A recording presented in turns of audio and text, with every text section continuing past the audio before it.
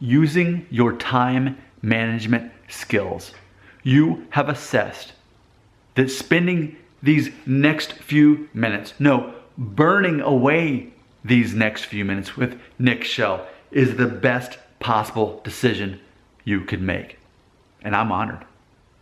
Here we go. We're going to check out a comment I received on a video I made called "My New Perfect Haircut, but Dry with No Pomade." Our good friend Charlie S.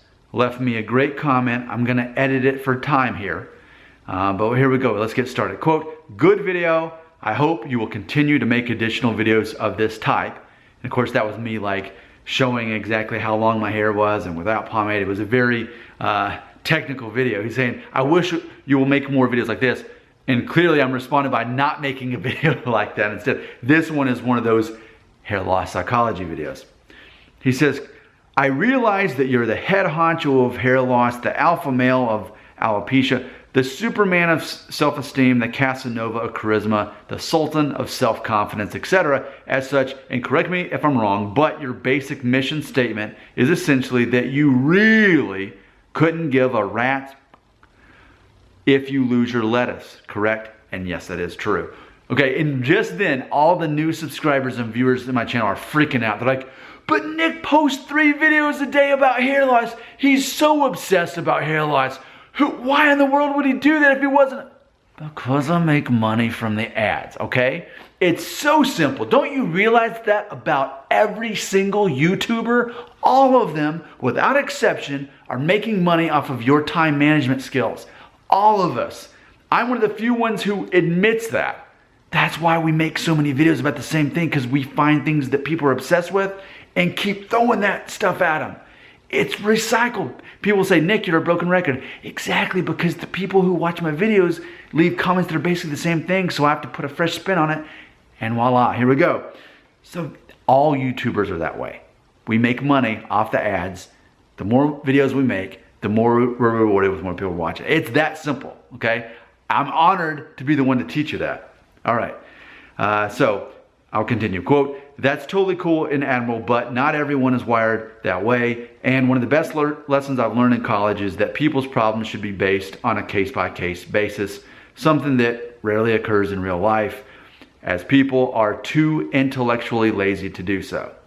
Okay, check out this story he's about to share. "Case in point, I have a relative who's 6'4" and 250 pounds and definitely exudes confidence, but he actually said that he'd kill himself if he ever went completely bald. Fortunately, after having a Norwood 2 hairline, his hair stabilized, so it never became an issue. My point is that you can be a complete alpha male and still be emotionally crippled by hair loss. And I'm guessing that this fear, like virtually everything else in life, including hair loss, is hereditary." So I'm gonna end the quote there. But just see, this is how Nick Shell responds to this comment, and I appreciate this comment being left. Because when a confident male whose identity is not based on hair loss, such as myself, and I hear this, and let me rewind here. Let's assess this, okay? So, quote, "My point is that you can be a complete alpha male and still be emotionally crippled by hair loss," end quote. Nick Shell responds, here we go. "Not true. Not true, not true. This man being referred to was never an alpha male. His whole basis of who he was so fragile, was so fickle, that if he lost his hair, he's no longer an alpha male? No, no, no, no, no.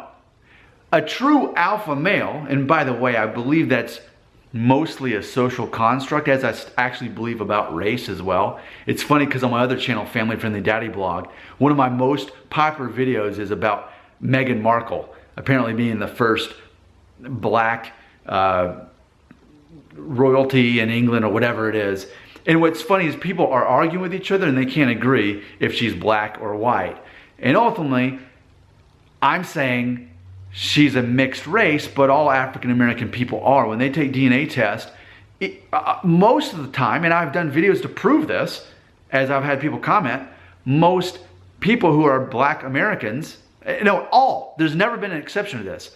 All black Americans who take DNA tests find out that there's somewhere between 2/3 and 3/4 African descent, and then the rest is pretty much European. 2/3 to 3/4 African, and the rest European. That is the typical breakdown of an African American.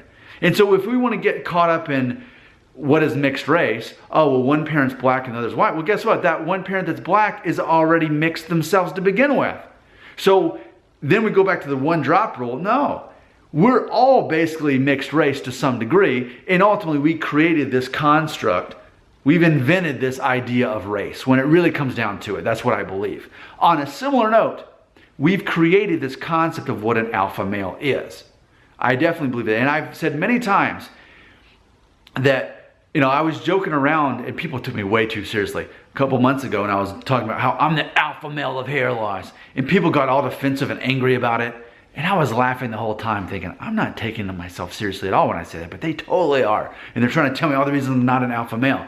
And what I actually rebutted was that today's alpha male has to be a chameleon, has to turn into a beta male to be successful in life. You cannot be successful in business. You cannot be successful in relationships if you can't switch to beta and be cooperative and be helpful and be humble and be quiet at times as you need to in order to negotiate. You can't just boss people around all the time and expect them to go along with you.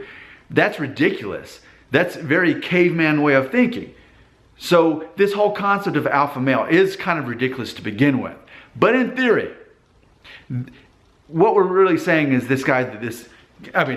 so if this guy, he'd be like way up here because I'm 5'9", all right? I'm not a big guy. So here's this big macho man. Oh yeah, I'm so strong. Football, beef. Oh no, I'm losing my hair. Like, he was never an alpha male to begin with. If that's all it took to make all that go away, it was a false sense of confidence. It was a false sense of identity to begin with. And that's what is ridiculous about this concept. You cannot change an alpha male by taking away his hair. In fact, I feel very strongly I've proven the opposite on this channel. You watched back in the spring when I was shaving off my hair. And it was such positive feedback. And so many people said I looked tougher and stronger and cooler and all these things when I didn't have my hair. So I get it. Like, yeah, I still have a lot of hair to be able to shave it off. I had, it's still ultimately a choice to me.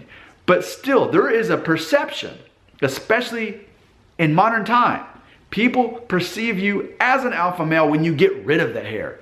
So it's really laughable that a man would be perceived as an alpha male until he loses his hair. No way. You know who's a perfect example of this based on what we just read in that comment? Dwayne Johnson, The Rock. Isn't he like 6'5"? And we know he's losing his hair and he's now shaving off his hair. Did he stop being an alpha male because he lost? Oh, but Nick, he's famous and he's rich and he's a movie star. No, because in real life, men lose their hair all the time and they don't stop being alpha males because of it. A true alpha male, and ultimately, for the sake of a definition here, in my mind, an alpha male, one of the traits is he remains confident and sure of himself. One of the things I kept saying in the show The Office, Michael Scott and Andy Bernard, part of the reason they're so hilarious is because they're not real men when it comes down to it. They're very indecisive. You see this character trait in both of them during the whole show. They cannot make up their mind. And when you see that, you think that's not a male trait.